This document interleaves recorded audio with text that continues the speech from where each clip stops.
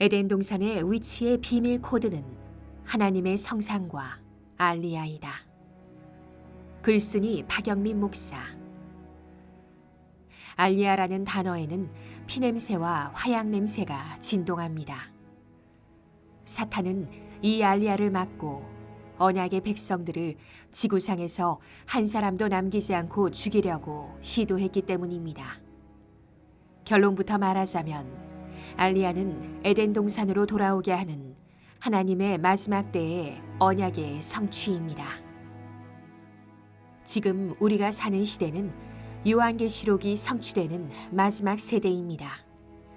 그래서 이 세대를 일컬어 무화과나무 최종 세대라고 부릅니다.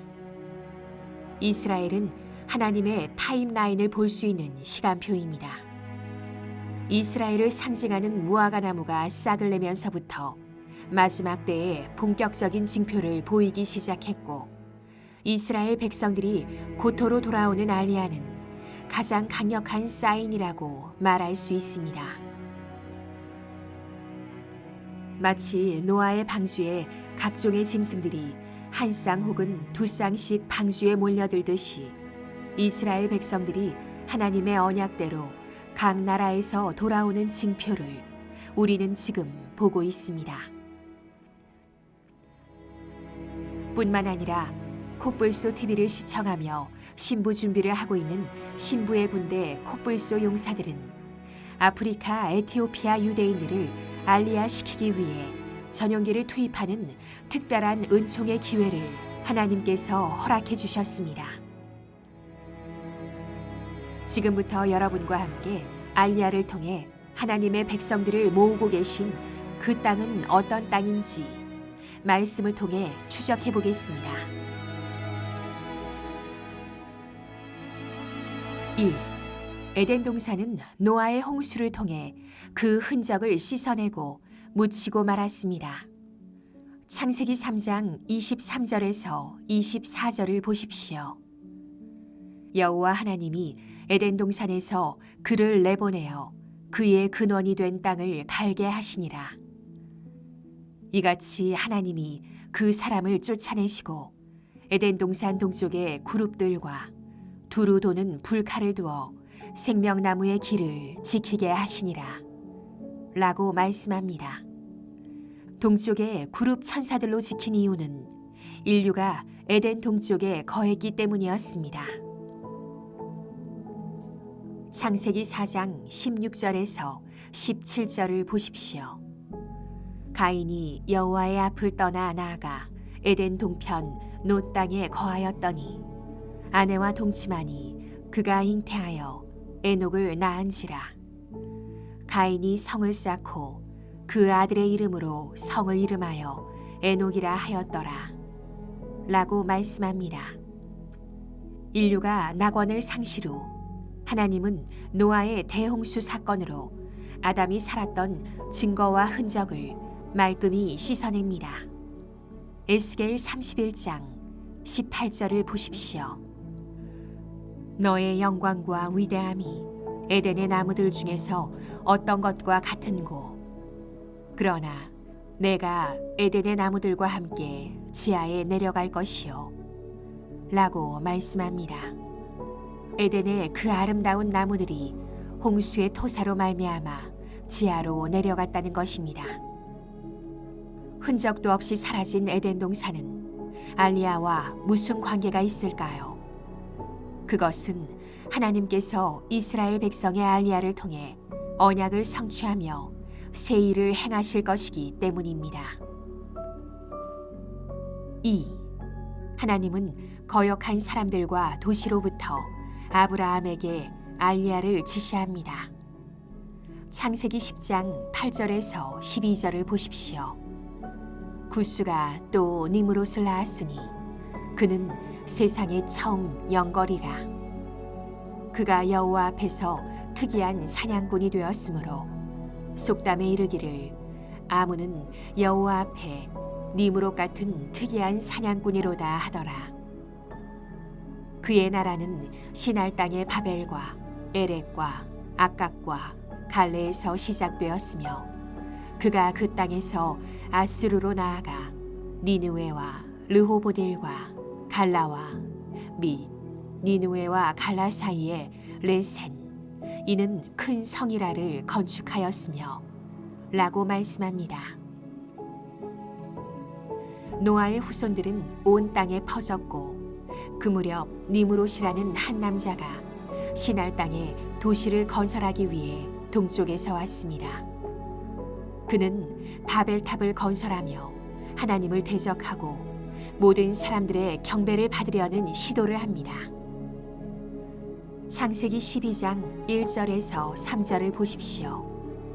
여호와께서 아브라함에게 이르시되 너는 너의 고향과 친척과 아버지의 집을 떠나 내가 내게 보여줄 땅으로 가라. 내가 너로 큰 민족을 이루고 내게 복을 주어 내 이름을 창대하게 하리니 너는 복이 될지라. 너를 축복하는 자에게는 내가 복을 내리고 너를 저주하는 자에게는 내가 저주하리니 땅의 모든 족속이 너로 말미암아 복을 얻을 것이라 하신지라 라고 말씀합니다. 아브라함에게 알리야를 지시한 것입니다. 아브라함에게 명하신 것을 살펴보면 바벨론이나 이라크로 알려진 시날 땅에는 에덴의 장소가 아니라는 것을 알 수 있습니다. 3. 에덴 동산의 위치를 찾는 비밀 코드는 알리야와 하나님의 성산입니다. 에덴 동산의 위치를 파악하려면 단서를 찾아야 하는데 그것은 하나님의 성산이 있다는 것을 알 수 있습니다. 에스겔 28장 13절에서 14절을 보십시오. 내가 옛적에 하나님의 동산 에덴에 있어서 각종 보석 곧 홍보석과 황보석과 금강석과 황옥과 홍만호와 창옥과 청보석과 남보석과 홍옥과 황금으로 단장하였으며 내가 지음을 받던 날에 너를 위하여 소고와 비파가 준비되었도다.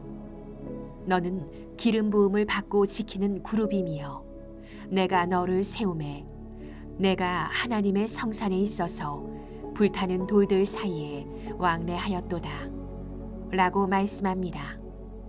에덴 동산에는 하나님의 성산이 있었다는 것입니다. 스가랴 8장 3절을 보십시오. 여호와가 이같이 말하노라. 내가 시온에 돌아와 예루살렘 가운데에 거하리니 예루살렘은 진리의 성읍이라 일컫겠고 만군의 여호와의 산은 성산이라 일컫게 되리라 라고 말씀합니다. 만군의 여호와의 산은 성산이라면 그 성산이 어디인지를 알면 에덴 동산의 위치를 추정할 수 있습니다.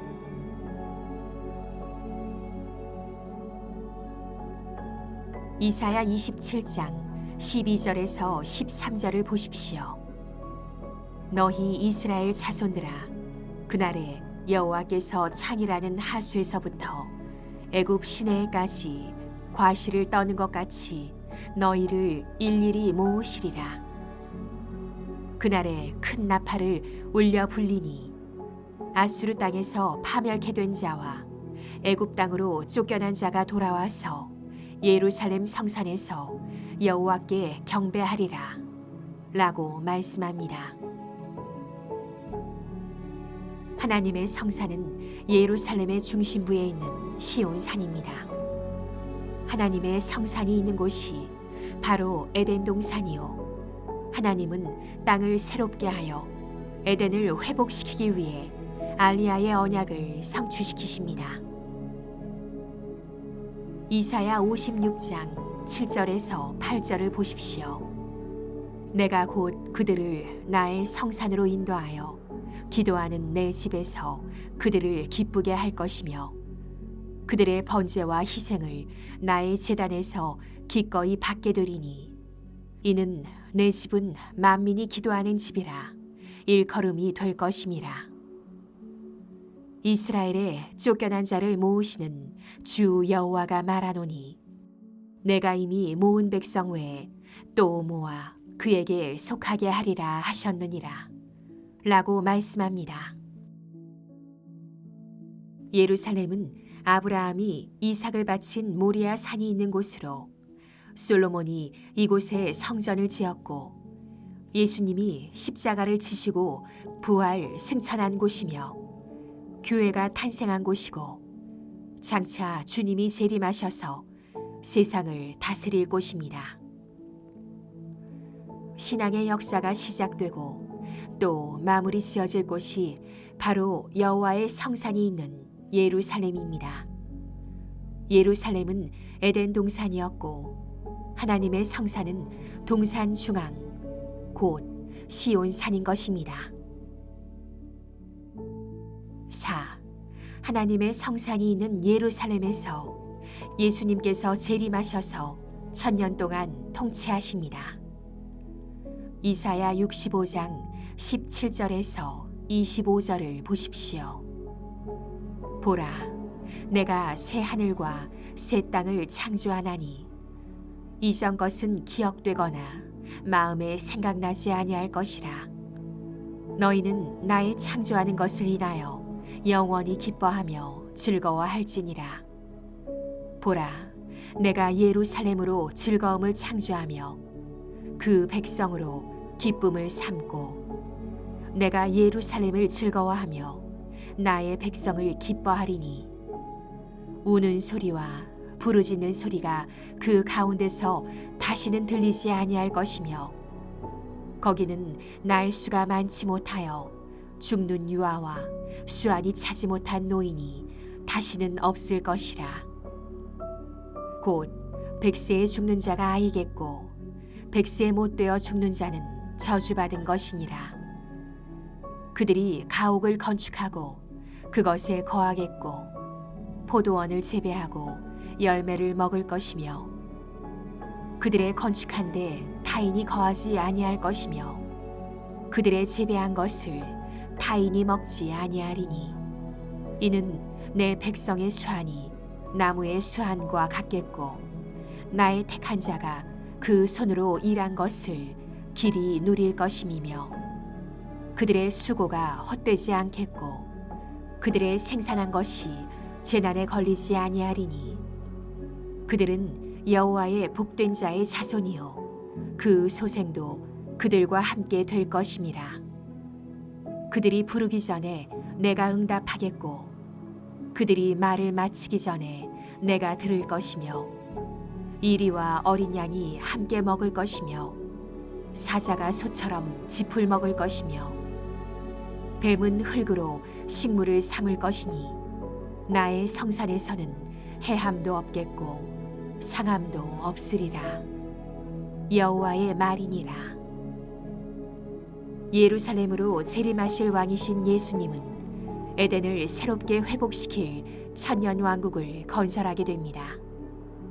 그리고 순교자들과 휴거 신부들을 그 나라의 통치자들로 세우십니다.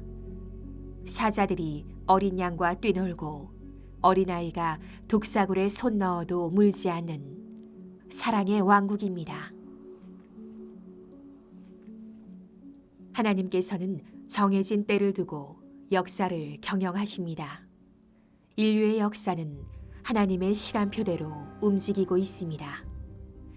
하나님을 거역하고 배도한 자들에게 심판의 날이 찾아오고 있습니다.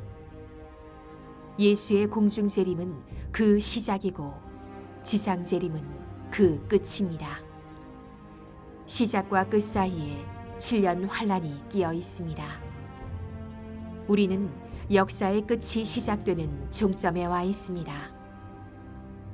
예수님의 신부들이여, 신부의 예복을 입고 등과 기름을 준비하고 깨어 기도하십시오. 때가 가까웠습니다. 하박국 2장 3절을 보십시오. 이 묵시는 정한 때가 있나니 그 종말이 속히 이르겠고 결코 거짓되지 아니하리라. 비록 더딜지라도 기다리라. 지체되지 않고 반드시 응하리라 라고 말씀합니다. 주 예수여, 어서 오시옵소서. 마라나타. 예수 그리스도의 노예 박영민 목사.